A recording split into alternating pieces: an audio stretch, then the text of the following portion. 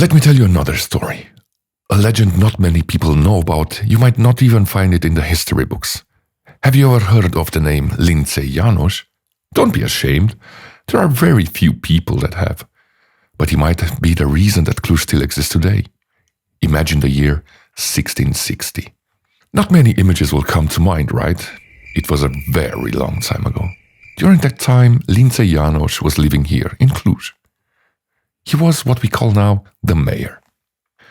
He started working as a furrier, going around all of Europe to learn the best techniques for the job.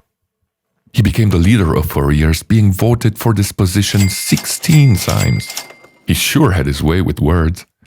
After coming to Cluj, he started representing the city at the big meetings of the country.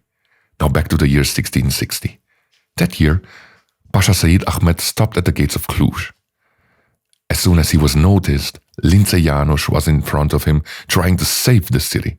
János tried negotiating for the city to be spared, but he couldn't even say hello, because as soon as the Pasha saw him, his face turned red with anger and started screaming to his soldiers in Turkish. He ordered that the head of János be cut off. But another Pasha, from Hungary, got on his knees in front of Said Ahmed and begged for János to be spared. Said thought for a bit and made the decision to handcuff János and send him to skin the severed heads of the prisoners. I know, the story gets a bit graphic, but I assure you, it will have a happy ending. The next day, Said sent some soldiers with János back to Cluj and told him that all he wants is to see if everything is working well in the city. While walking through the woods back to the city, János saw Turkish troops hiding in the bushes carrying wooden beams to break the armored gates.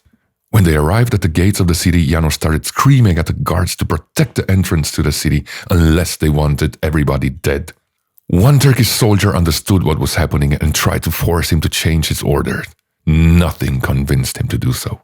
One last thing he said to the guards was, "I'm going to die now. Don't leave the city." But here comes the twist.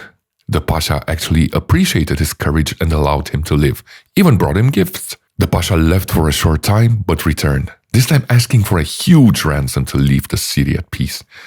The people of Cluj gathered all they could find, from expensive jewelry to food. The material sacrifice was enormous, but worth it, because the city was finally spared. The influence of János in Cluj went on for a long time, because one of his grandsons became the architect of the city. I think I begin to see a pattern here with the name, and I must say I'm delightfully pleased. One is a great architect, one is a savior, and one is, well, me, a great director. Why would I like to make a movie about Lince János? Well, because he deserves to be remembered. I'm sure the city would look very different if he hadn't fought for its freedom. Now, it's time for us to go to the next place. A bit of walking never harmed anyone. Okay, let's go!